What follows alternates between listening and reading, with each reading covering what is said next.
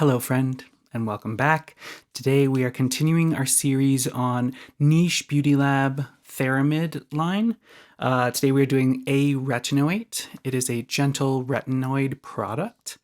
Yeah, let's get down to it. So I'm going to put these two videos out together. The other one is the Clinical Vitamin A, which is the more advanced, stronger retinoid from this particular line. I loved this. The packaging's lovely, as we've come to expect from niche beauty. It's pretty, it's simple, it is nice and easy to recycle. It does have a glass bottle here with a vacuum sealed vinyl pack inside that will help you get every last pump of product out of it. And then you can break these components apart and recycle them as your local municipality will allow for. But it is very nice packaging, and as I've said before, it's very nice to have simple packaging, but easy to distinguish between them. So when you have several of these, this product's line on your shelf, you don't have to really read the labels like you do with something like The Ordinary, where it's pretty uniform packaging all the way across. So love that. They add a little flair with the pretty colors, but keep it nice and simple and effective functionality-wise. There we go.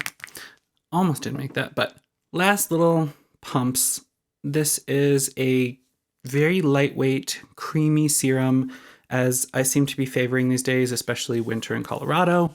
It is fragrance-free, but it does have just a sweet kind of buttery smell to it, and it fades pretty quickly. So I have enjoyed this. I'm just finishing up my testing of the more advanced one, but when I did my testing of this, it is super, super gentle, but still effective. Like, there's some very gentle retinoids that I have tried, and I feel like within a couple weeks, I almost feel like I'm losing ground. Like, oh, like my pigmentation is coming back a little bit darker than usual, or it's starting to show itself, or fine lines, wrinkles, those kinds of things start to look a little more apparent rather rapidly. But this was, I think, the perfect balance of just being a gentle but effective retinoid. And I think that's exactly what they were going for, is something that's very stable and efficacious at a reasonable dose for most consumers. So I would trust this to be an appropriate starting point for most novices, unless you have the most sensitive of skin. I think if this is your first retinoid, you're going to be in good hands. Still want to titrate into it, so, you know, use it 1 or 2 nights a week for the first month or so, then step it up another night until you find a good balance. But if you ever feel like there's sensitivity, especially around here or around the eyes, in those more sensitive high flexion areas, you want to taper it back and then just kind of hang out at that particular dosage per week. Even if you're just using it once or twice a week, you are getting a lot of the benefits.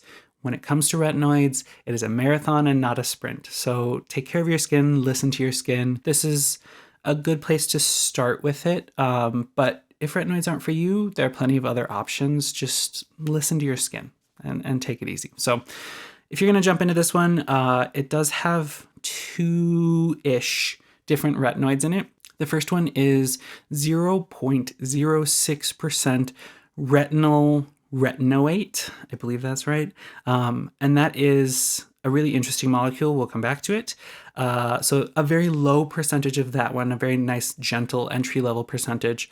And then 0.1% retinal with an A, retinaldehyde, which is my favorite retinoid of the moment. It seems to strike a perfect balance between nice and efficacious, but very, very low irritation, even at higher strengths. So I think that one's one of the best ones out there, and it's only one conversion away from retinoic acid, which is what your skin typically uses for retinoids. The other interesting one in there is sodium retinol hyaluronate, and it is a hybrid molecule between sodium hyaluronate or hyaluronic acid in its salt form and retinol. And it is just, it's fascinating. There's not a lot of information on it, but that one in particular is supposed to be the perfect blend of hydrating because it's got that hyaluronic acid molecule to pull extra water and hydration into the skin, and a retinoid. So it helps buffer the irritation you can get from retinoids, as well as just getting delivered into a more useful plane of the skin. So interesting stuff, very little research, but yeah, just an intriguing molecule. Retinaldehyde we know about, and then retinoate is another hybrid molecule. I'm looking at my notes, forgive me. It is a blend of retinol with an O and retinoic acid. Now, retinoic acid is typically the active form that your body is going to use right away, that skin cells can use right away. Retinol we're familiar with, a little bit unstable to formulate with. It's hard to formulate with because it's so unstable. And they bound it together. So in the first conversion, it still takes one conversion to get it to wake up. You can't use it just bound up like that. But after that first conversion, you get active retinoic acid, and then you have this retinol molecule that can slowly break down and do its conversions so that you get more of a delayed release for that. So you get a little bit of a punch at the beginning, but then the rest is just sort of breaking down. Now, what happens when you've bound them together is you get this delayed release, but it also makes it a much more stable molecule. So these two are comrades and holding hands, and it keeps them from degrading in the bottle, which is a big problem with retinoid formulations. So it keeps it much more stable and then gives you this nice active blast when you first use it. And using it in a very small concentration of 0.06, we know that we're just getting a little punch at that beginning, and then the rest is all just going to be slow breakdown to little bits of active nudges along the way, which I think is perfect for a novice user. So otherwise, the formula is in a nice base of fatty acids and emollients, which is what we want to see with a retinoid product. It helps your skin use the product without getting irritated, getting that dry, peely, tight feeling that you can sometimes get from overdoing it. If you are a oily to normal skin type, I think this would be kind of a perfect standalone treatment at night.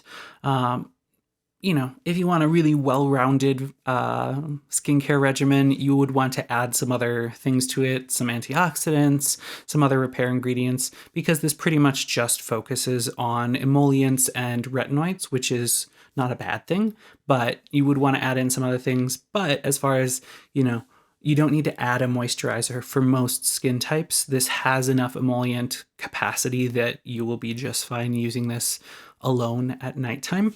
Love that. If you're super dry or super sensitive, the amount that you would have to use to get a good moisturized face is going to be way too much retinoid to use. So if you're super, super dry, add a moisturizer to it. But for normal to oily or non-sensitive, I think this would probably do just fine all on its own at night. Other than that, it is a phenoxyethanol based preservative system, which is great. It's effective, and you don't have to use too much of that preservative system for it to be effective. So we like to see that. It is the next best thing after parabens for preservatives. And then the other really thoughtful thing that the formulators included was benzotriazyl dodecyl p-cresol. I butchered that, but it is an interesting photoprotective molecule, so that even though I was freaking out because this is basically clear, before I had done my research on it, I was keeping this in the box in a drawer. Every time I would use it, I would take it out, pump it, put it back in its box away from sunlight because my bathroom counter gets a lot of sunlight. So I was worried that this was just going to degrade because retinoids are notoriously sensitive to visible light and UV, but they have included this protective molecule that protects ultrasensitive formulas or ingredients from UV degradation in transparent packaging. So it just shows you that the formulators really thought through everything and are really mindful about what kind of packaging is going on. I mean, if you compare it to this one this is the clinical vitamin A, This one will shield some visible light and some UV rays, so they didn't include that molecule in here, but this one that is almost entirely transparent, yeah, they added a molecule to protect it so that they could have both the beauty of the bottle as well as an effective product inside. So I love that. It makes me very hopeful about this brand in general. So love to see it.